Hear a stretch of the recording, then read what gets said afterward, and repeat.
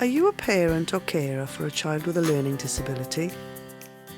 The health profile is a personalised document to support children and young people. When attending appointments in hospital or the community, hospital admissions or respite care, it has important information about them that health workers might need to know, such as how to communicate and what help they might need with making decisions about their health. You can help them to fill it in, keep for themselves, and you can update it at any time.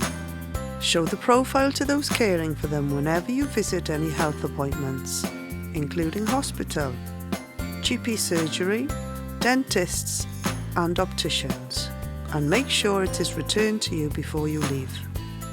By reading their health profile, staff will know how they can best support them.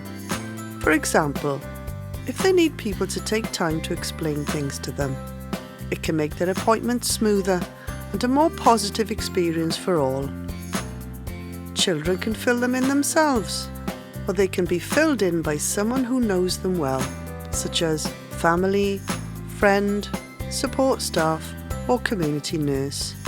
It is important that it is kept up to date. Please remember to take the health profile to all their health appointments.